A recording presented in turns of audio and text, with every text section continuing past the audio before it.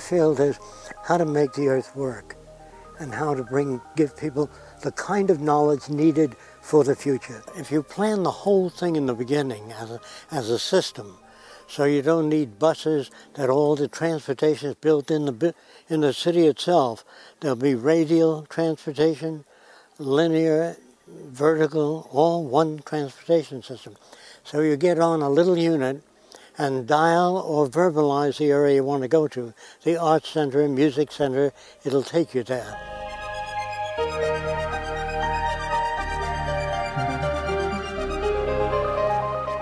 We have satellites around the Earth, and we photograph the Earth from all different directions. And then we produce a hologram of the Earth. That is, we project a vision of the Earth about 160 feet in diameter. And all around the Earth projection, there would be image screens. And you walk over to the image screen, you talk to it. It'll show you every hurricane, the temperature, the weather, fish migration, storms, all over the world at one shot. Isn't that wonderful? You don't need politicians that sit around talking about things. You need global surveys, you need engineering, agronomists, biochemists, physicists.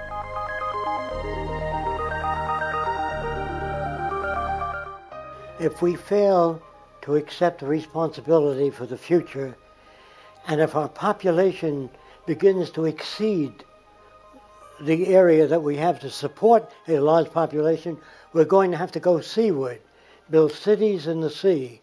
Now, they're not just cities in the sea, but they're there to protect the sea, restore the life, remove whatever toxic materials we can from the waters. There are bacteria, by the way, that will consume oil spills. There are many natural ways of fighting disorders, so there'll be tremendous research in that area. This is a hydroponics farm at sea. When you don't have soil, you grow food soilless. Vegetables of all kinds, bananas, everything, and you have marine life. And these units are used to explore the sea bottom, and maintain dynamic equilibrium in the oceans. You don't overfish, you restore things, rebuild, and return to the ocean all forms of marine life for that which you take out. Now, if you ask the average person, what do you want? They really don't know. For example, they'll say, well, I think I'd like a home, and then I'd like a house in the country, and I'd like my husband to have a good job, and I'd like to be able to have enough money to send my kids to college. They think within the monetary system. So when you say to me, how much will it cost to build these new cities? That's the old question. The new one is, do we have the resources? We do.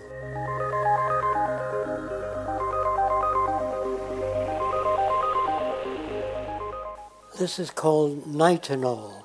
It's nickel and titanium. You pull it out beyond its elastic limit and deform it in any way you wish to.